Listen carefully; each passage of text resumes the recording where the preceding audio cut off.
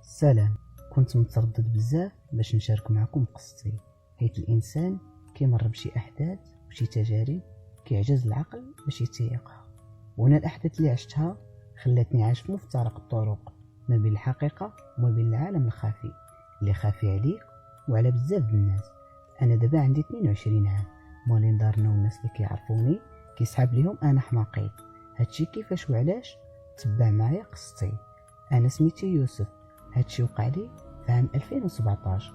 ديك العام كان عندي الباك واللي نجحت فيه الحمد لله، وكل واحد ندوز الباك غيعرف ان هاد العام كيدوز صعيب والواحد كيبغي يرتاح. ما كاين ما احسن من بعد الفرحه ديال الباك الواحد يسافر وينسى الضغوطات اللي عاشها. وهادشي علاش قررت نديرو رحله انا وصحابي اللي كانوا خوتي ماشي غير صحابي، اشرف والسيمو. كنا في لاج واحد وبثلاثه بينا في الباك ونجحنا فيه، وعشرتنا بدات من الطفوله.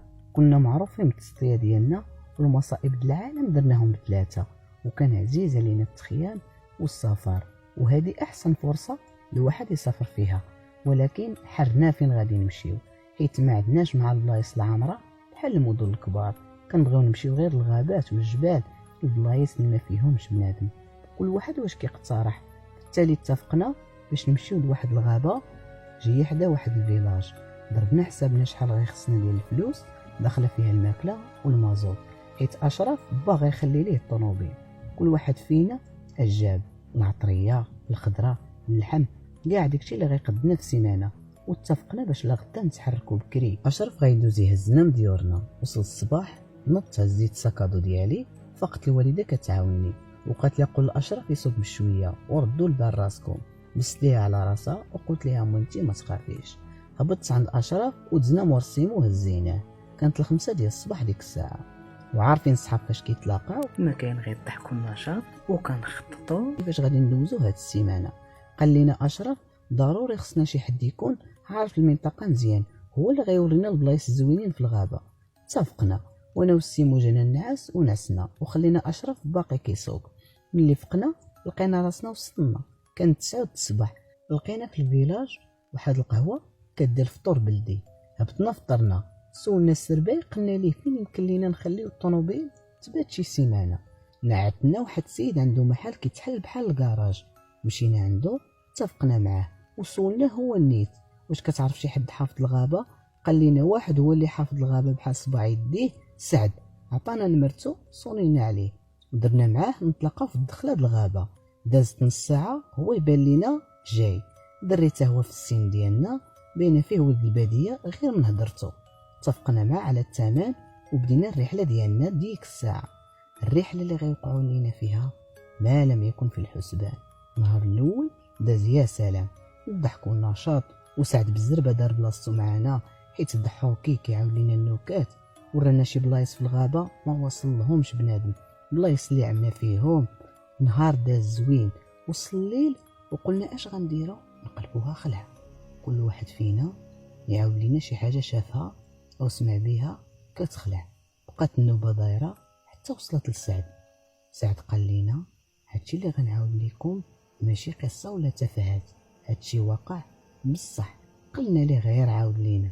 قال لنا في الغابه اللي فيها حنا دابا كاين واحد المقبره ديال الجن مخفيه، ما عارف حتى واحد فين كاينه. وفي نفس الشهر اللي حنا فيه كيخرجوا نساء الجن متسيفين بصوره البنات، آية في الجمال، وكيغريو الرجال اللي كيكونوا في الغابة، سواء كانوا حطابة أو بحالنا غير هكا مخيمين. واللي تبع شهوته ومشى معاهم كيديوه للمقبرة وكيخرج منها متصاب بلعنة، وديك اللعنة كتبقى تابعاه حتى كتوقع له شي حاجة. وانا كنحضركم حضيو راسكم. بقينا كنضحكوا، جانا هادشي بحال غير باغي يخلعنا وصافي. نعسنا بحالنا. دازت ايام تما زوينه، الضحك النشاط، كنا جايبين معنا الباتشيه، دوزنا ايامات زوينه في الصراحه. حتى وصلنا النهار السادس. حنا دايرين غنجلسوا 7 ايام. وصلنا النهار السادس كنا دايرين غنمشيو نعوموا في واحد البلاصه. مشينا عمنا وحنا راجعين كانت 4 العشيه، وهي طيح واحد الضبابه. ما بقيتش كنشوف والو، وحتى السمع تصمكت. بقيت نعيط للدراري حتى حد ما كيجاوب. تودرت في ديك الغابه غير الضبابه، ما بقيتش عارف راسي فين غادي. هي بدات كتزول ديك الضبابه، كانت الشمس بدات كتغرب، عرفت راه المغرب قربات. ريحت فواحد البلاصه وجبت التليفون، لقيت الريزو ما كاينش، قلت نبقى جالس هنا باش ما نزيدش نبعد. وانا كنحس بيد تحطات فوق كتافي، درت لقيت واحد البنت اللي عمري شفت في الجمال بحالها. قالت لي مالك جالس هنا؟ قلت ليها راني تودرت على صحابي. قالت لي 3 الدراري ياك؟ قلت ليها قالت لي راه دست عليهم قبيله، راه عارفه فين كاينين، اجي معايا نوريك. مشيت معاها وانا في الطريق نتفكر القصه اللي عاود لي سعد. وقفت وقلت ليها فين غاديه بيا؟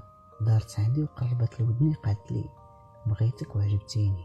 وبقات كتقرب مني وبشويه بشويه وانا ما شعرش براسي وغلطت معاها. تما غتقلب حياتي 180 درجه.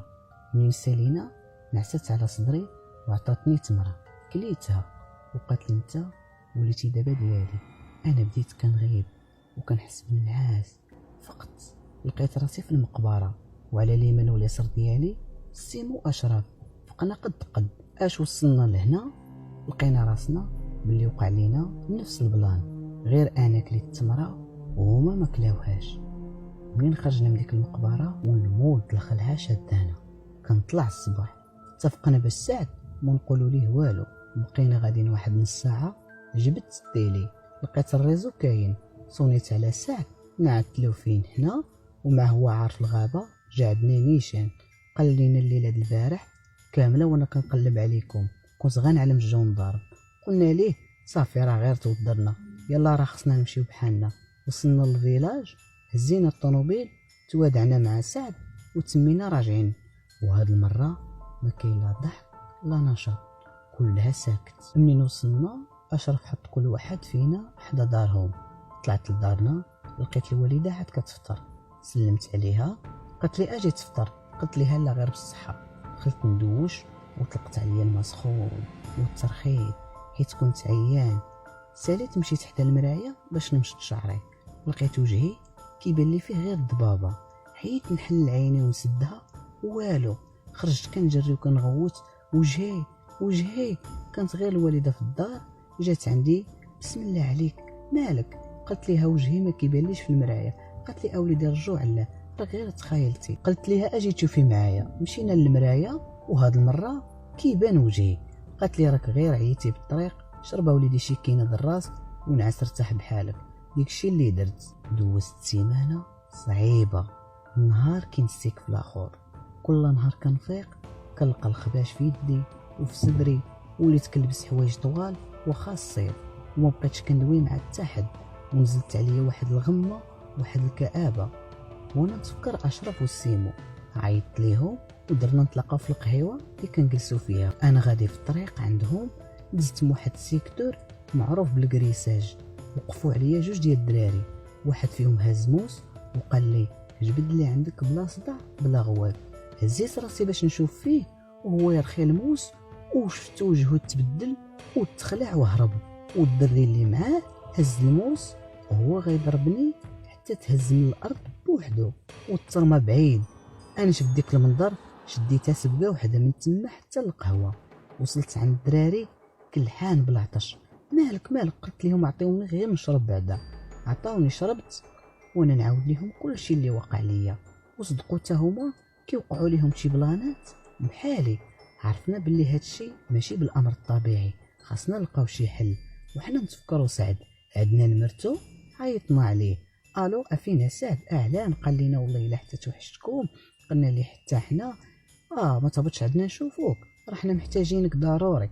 قال لنا راه والله ما عندي كندير هاد السيمانه العرس ديال اختي وخاصني ضروري نكون حاضر، غير يسالي العرس نهبط عندكم. قلنا ليه صافي ملي تكون هابط صوني علينا نتلاقاوك. قطعنا الابيل، قررنا حنا بثلاثه ما نتفارقوش شي يبقى حداشي. قال لنا اشرف راه دارهم غيسافروا غدا، اجيو نباتوا ومن هنيت نبقاو مجموعين. قلناها لوالدينا عارفين صحاب، ما قالوا لنا والو. مشينا عند اشرف، عندهم الدار فيها الفوقي والسفلي. الوالده ديالو قدت لينا الدار الفوق. طلعنا كنحاولوا نساو اش واقع لينا، بقينا مقصرين. السيمو جاب معاه البلاي وحنا كنلعبوا، وهي التلفازه بدات الصوره ديالها كتزعزع غير بوحديتها. وبانت لينا الصورة ديال المقبرة ومكتوب ستلاحقكم الموت أينما كنتم. شداتنا واحد الخلعة وطفينا التلفازة وبقينا جالسين شي كيشوف في الاخر. الوالدة الأشرف طلعت لينا العشاء، تعشينا وقلنا صافي نعسو بحالنا، غدا دابا نلقاو شي حل. نعسنا وانا ضربتني الفيقة بالليل، ماشي ندخل للحمام لقيت الضو شاعل والباب مسدود. كندور كنلقى أشرف والسيمو ناعسين. دقيت في الباب وهو يتحل غير بوحدو. بقيت كنقول ندخل ولا لا، زعمت راسي ودخلت وانا نلقى واحد المنظر قد كحل مذبوح ومكتوب في الحيط بالدم الموت قادم لكم. تنملت ذاتي كامله وانا بديت كنحس بشي حد كيتنفس من مورا ظهري. دورت وجهي وانا نلقى غير الشعر، الوجه ما كاينش. وقالت لي انت ديالي انت ديالي. هي جات تحط يديها على كتفي وانا نغيب. فقط لقيت راسي في بلاصتي وهذا الشيء غير حلمه. مشيت كنجري للحمام ما لقيت والو. الله على راحه، زدت تيقت بلي هذا الشيء غير حلم. ولكن من غسلت وجهي شفت في يدي لقيتها كحله، لقيت اللون ديالها كحل. مشيت عند الدراري كنسبق، فيقتهم وريتهم يدي، قلت لهم شوفوا كي ولات يدي. قالوا لي مالها عاديه. شفت فيها ما لقيت فيها والو، كنت غنحماق. سافروا ديك الصباح الدار ديال أشرف ودوزنا سيمانه ما بحالها سيمانه. بالليل كنسمعوا الدقان في الباب وتحت الطبالي كنسمعوا التهراس ديال الكيسان وما كنلقاو والو. دازت علينا الرعب ديال بصح. فاتت السيمانه عيطنا سعد انا راه في المحطه. مشينا عنده غير شفتو عنقتو حيت هو علمنا باش ما نغلطوش وغلطنا. هبطنا للدار وعاودنا ليه كلشي. قال لينا واحد اللي يقدر يعاونكم هو واحد الفقيه فوق الفيلاج ديالنا. قلنا ليه نمشيو عنده. درنا غدا في الصباح نمشيو عنده مع 5 باش نوصلوا عنده بكري. وديكشي اللي كاين لا غدا وصلنا لتما مع 10 الصباح، غير الخلا والحجر والجبال. حطينا الطوموبيل وكملنا على رجلينا. قليل فين كتلقى شي دار، كل دار بعيدة على اختها بمسافة. حتى وصلنا للدار الفقيه ببنية غير بالطين، غير مشوفة كتخلعك. دخلنا لقيناها عامرة غير بالعيالات. شدينا النوبة معاهم، الدار عامرة بخور والدخاخن. وصلت نوبتنا دخلنا عنده البيت. قال لنا اش عندكم؟ بدينا كنعاودو ليه، بعدنا كنعاودو ليه وهو كيتبدل في التصرفات ديالو وكيقول لنا غير اياه كمل زيد. حتى عاودنا ليه كلشي. قال لنا الحل كاين، خاصنا نمشيو منين بديتو هادشي. ناري عاوتاني الغابة والمقبرة. درت عند الدراري لقيت الخوف في وجههم ولكن ما عندنا حل. قلنا ليه صافي نديوك منين بدينا هادشي.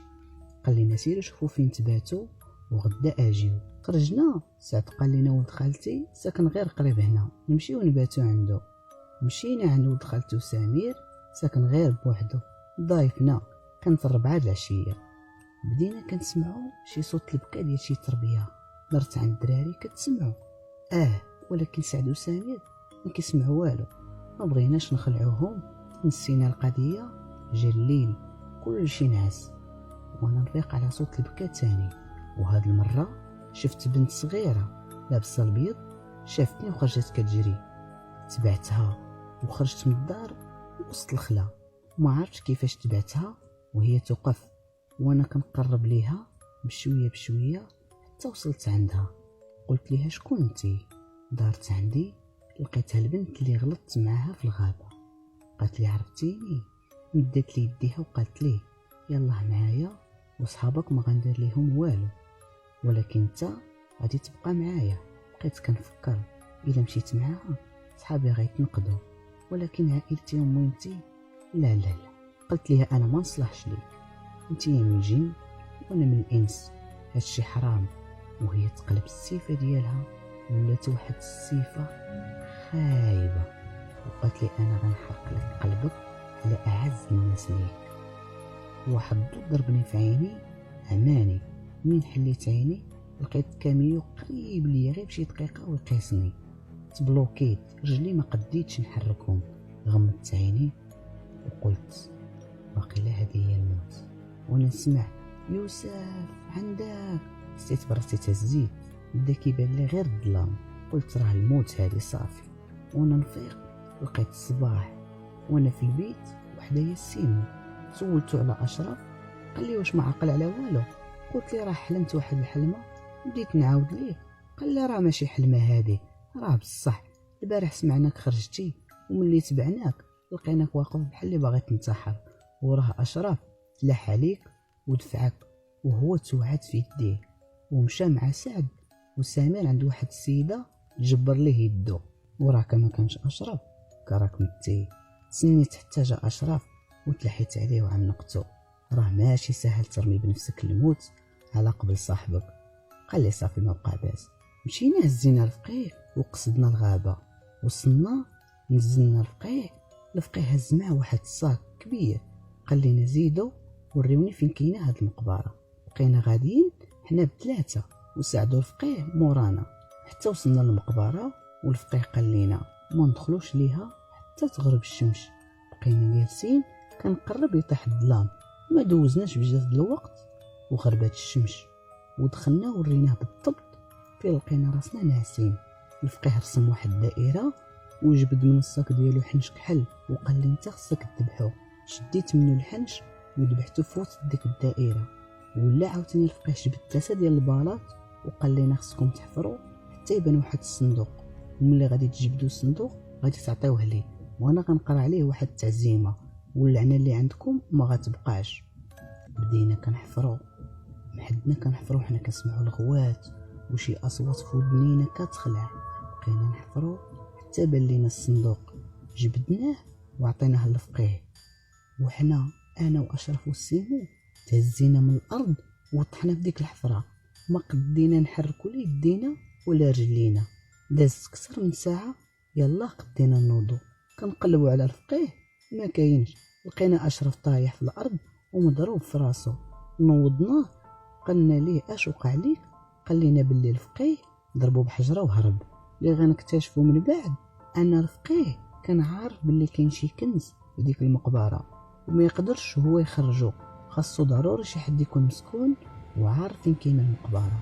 وفي عوط واحد لقى 3.